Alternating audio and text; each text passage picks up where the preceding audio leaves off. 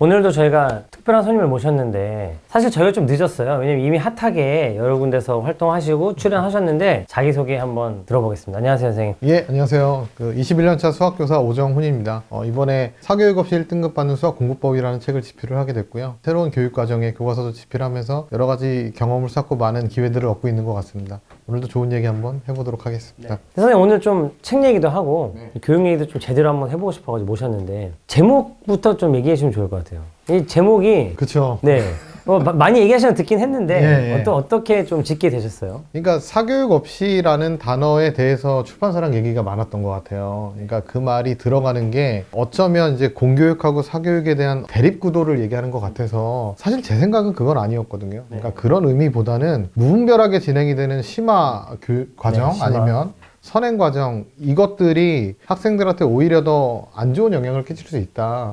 그러니까 하려면 제대로 해야 된다라는 의미를 좀 담고 싶었고요. 예, 그런 의미로 그런 제목을 짓게 된 것 같아요. 뭐 저는 이제 좀 종종 말씀을 나눴으니까 의미를 이해했는데 사교육을 안 받아도 1등급을 받을 수 있다 생각하시는 거죠? 그러니까 이런 의미가 있는 거죠. 질문 주신 걸 조금 좁혀보면 이게 도움이 안 될 수는 없잖아요. 이런 측면인 거죠. 미리 공부하는 아이들이 왜 불리함을 가질 수밖에 없냐라는 논쟁으로 가는 것 같아요. 네. 전혀 불리하지 않죠. 당연히 도움이 되죠. 그러니까 제가 말씀드리고 싶은 건 뭐냐면 사교육 없이 이씨라는 두 개 대립되는 구조가 수학을 1등급을 받을 수 있냐 없냐, 좋은 성적을 받을 수 있냐 없냐에 대한 결정적인 요소는 아닌 것 같다라는 거예요. 자기의 교육 과정이 이 정도면 앞으로 나가는 게 선행학습이라고 한다면 이 부분이 완벽해지면 무조건 도움이 되는 거니까 이건 결정적인 요소는 아니다. 제대로 공부하는 게 중요하다는 얘기를 하고 싶어요. 공교육에 계신 입시 전문가는 사실 저는 많이 만나보지 못했어요. 사실 뭐 저랑 얘기를 하실 필요도 없었겠죠. 공교육에 계신 뭐 입시 전문가가 저랑 이렇게 얘기를 많이 할 필요는 없으니까. 네. 근데 이제 이렇게 기회가 됐으니까 누구보다도 입시 전문가이시면서 또 입시랑 관련된 문제들도 많이 내신 분이고 이렇게 저렇게 선행학습을 한 아이와 안 한 아이 똑같은 아이가 했다면 어떻게 달라질까요? 그 질문 자체가 선행학습이라는 게 1등급으로 나가기 위한 어떤 주요 요소 중에 하나냐의 측면에 포커스가 맞춰져 있다는 느낌인 거죠. 근데 그런 게 아니라 선행학습이나 심화학습은 그냥 자기가 공부를 더 하고 싶으면 하는 어떤 도구에 불과하다의 측면인 거예요. 중학교 2학년인 학생이 중학교 2학년 과정까지 했는데 도형이고 뭐고 완벽하게 끝났어. 그러면 그냥 진도를 나가면서 선행학습을 하면 되는 거고요.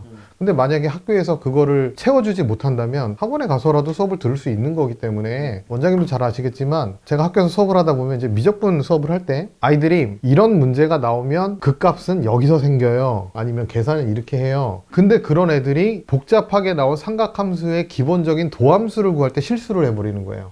그리고 사인의 도함수가 코사인이라는 거를 직접 증명하지를 못하는 경우도 있고.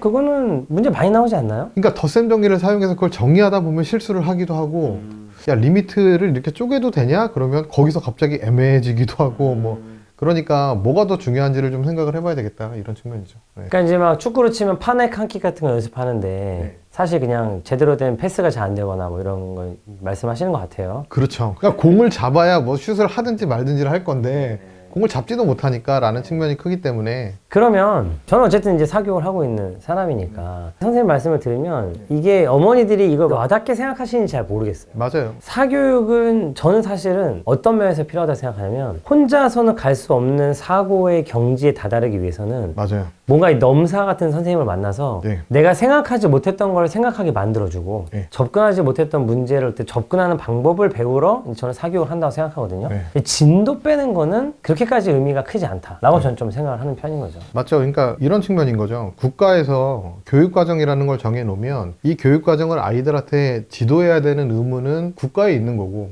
수능이라는 시험을 공교육으로 준비가 가능합니까? 아니면 사교육까지 준비를 해야 됩니까?의 측면이 제가 생각하기에는 주제에 벗어난 논쟁이라는 거죠. 왜냐하면 공교육이라는 거는 주어진 교육과정을 제대로 아이한테 알려주는 게 끝인 거지. 교육과정을 아이들한테 알려줬는데 이거 가지고 수능 준비가 가능합니까? 라는 건 아이들의 능력에 따라 다를 수도 있는 거잖아요. 그럼 필요한 아이들은 사교육을 받아도 되는 거잖아요. 네. 필요하면 해도 되는 거고 이렇게 생각을 합니다. 그러면 거꾸로 사교육 없이도 1등급 받는 방법을 하셨어요. 얘는 진짜 1등급 받을 수 없는 역량이에요. 네. 선생님한테 배우면 네. 1등급을 받을 수 있는 건가요? 그러니까 받을 수 없는 역량이에요의 그 하위 그렇죠. 수준이 어디까지냐에 따라서 그렇죠, 그렇죠. 근데 많이 생각하는 게 이런 겁니다. 수학을 공부해서 1등급을 받는 게 모두의 목표잖아요. 네. 그러면 제가 학교에서 아이들을 지켜볼 때 제일 답답한 부분이 뭐냐면 공부의 방향성의 문제인 것 같아요. 그러니까 고등학교 수학에서 다룰 수 있는 전체 범위가 이만큼이면 여기서부터 배워가지고 이렇게 좁혀나가는 느낌이에요. 그러니까 심화 문제도 막 알려주고 여러 가지 스킬도 알려주고 시간이 한정돼 있으니까 좁혀나가다 보면 이 코어까지 가지 못하는 거죠. 그럼 가운데 거부터 시작해가지고 이렇게 넓혀나가야 되는 게 맞는 방법이라고 생각을 하고 이 가운데 있는 소재를 얼마나 아이들에게 잘 교육시키냐가 첫 번째 목표인 거고 말씀하신 데 답변은 그 1등급을 절대 받을 수 없는 아이가 이 코어가 갖춰져 있다면 저는 만들 수 있을 것 같습니다. 근데 이 코어가 갖춰져 있지 않다면 그 아이가 고3 때 보는 수능까지 좀 어려울 수 있지 않을까? 결국 코어가 있어야 된다. 그러니까 제대로 된 교육이 있어야 된다. 근데 그 코어라는 것이 그렇게 대단한 것은 아니다라는 거죠. 뭐 교과서라든가 뭐 기출이라든가. 그럼 선생님은 이제 코어를 만들어줘야 돼요, 만약에. 한 명만 붙잡고 막 이렇게 하기 힘들 텐데,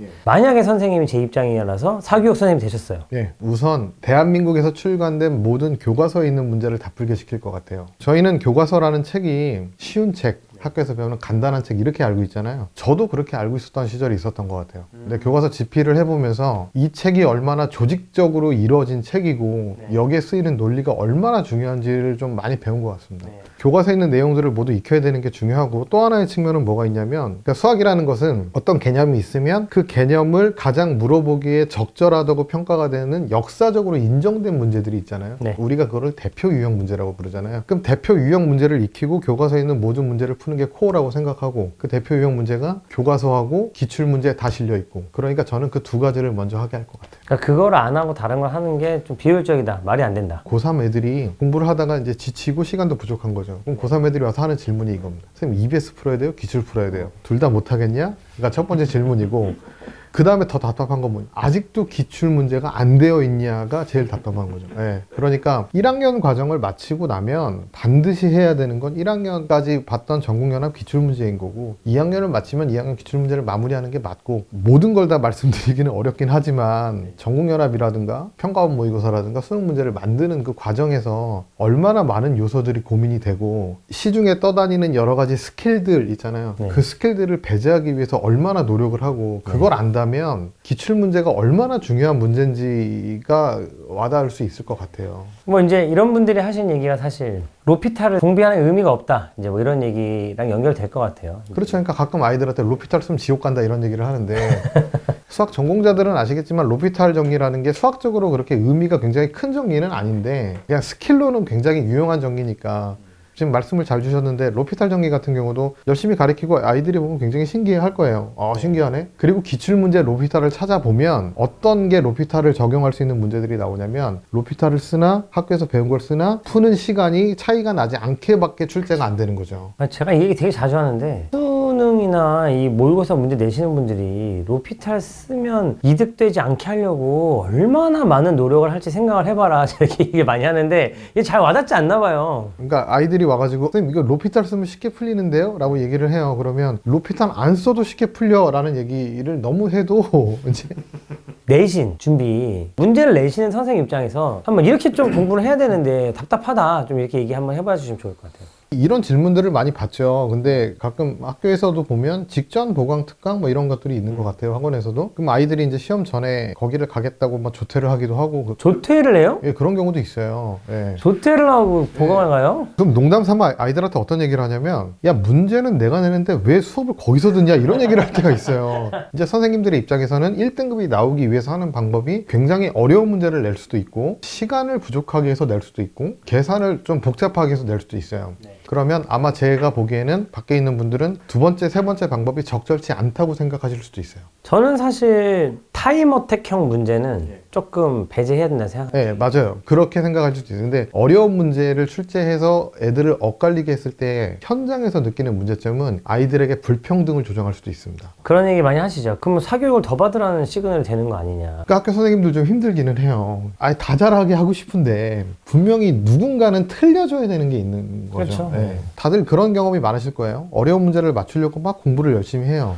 그래서 여러 가지 고난도 문제를 풀었습니다. 시험에 갔더니 내가 생각지도 못하게 쉬운 걸 틀려가지고 그러니까 다시 한번 강조드리지만 결국 저의 관점은 코어를 먼저 시험 기간 전에 하는 게 중요하다라는 게 중요하고요. 시험 준비는 어떻게 하는 게 좋냐면 학교 시험이라는 거는 이 시험 범위에서 내가 생각할 때 너네한테 가장 중요한 건 이거야 라고 지정할 수 있는 법적 권한이 교사한테 부여되어 있는 거랑 똑같은 거예요. 예를 들면 전국의 모든 사람이 로그가 중요하다고 아무리 얘기를 해도 선생님이 난 지수 법칙이 중요해 하면 그 시험에서 중요하게 나오는 거죠. 그렇다면 수업 시간에 선생님이 하신 얘기랑 수업 교재를 가장 먼저 열심히 보고 코를 먼저 다진 다음에 시험 준비 기간에 들어가면 시험지 형식으로 나온 문제들을 좀 다뤄보면서 그러면서 연습을 하는 게 좋지 않을까라고 생각이 들고요. 이게 어찌 보면 당연한 말씀이에요. 그죠? 그게 너무 답답한 거예요. 그러니까 이게 부모님들한테 물어보면 다 이렇게 대답하실 텐데 이렇게 안 하잖아요. 그냥 안 하니까 말씀하시는 걸 거잖아요, 지금. 농담 삼아서 만약에 원장님이 지금 학부모님인데 저한테 우리 아이 수학 공부 잘하려면 어떻게 해야 돼요? 그럼 제가 하고 싶은 얘기가 뭐냐면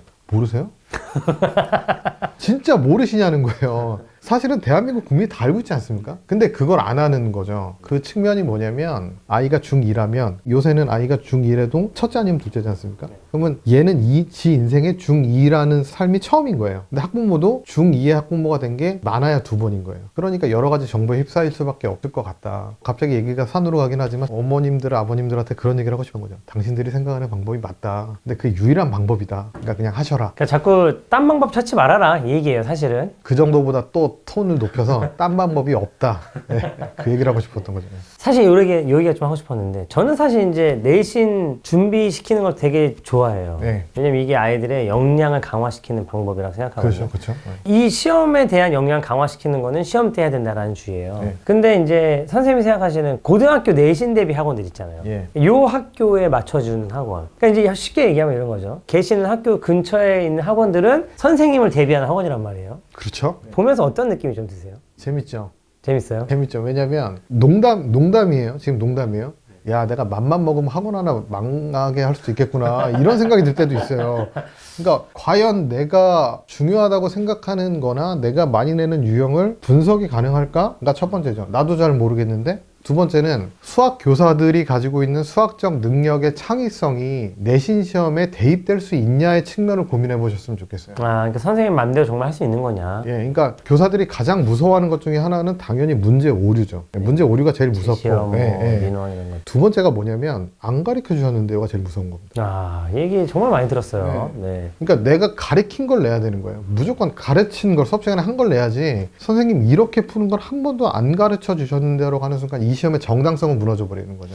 그러니까 풀이 방법도 알려줬어야 되는 거예요? 그렇죠. 그러니까 예를 들어 한 과목에 선생님들이 3-4분이 들어가시잖아요. 그럼 이 3-4분이 예를 들어 제가 알려준 어떤 독특한 방법을 모두 다 알려주셨어야 시험 문제로 나갈 수 있는 거예요. 그 방법을 활용한 문제가 가능할까요? 어렵겠죠? 예, 그러면 어떤 문제가 나올까요? 그러니까 답이 뻔한 겁니다. 아주 공식화된, 정형화된 문제가 나올 수밖에 없는 거고 선생님들이 가장 많이 참고하시는 거는 기출문제거든요.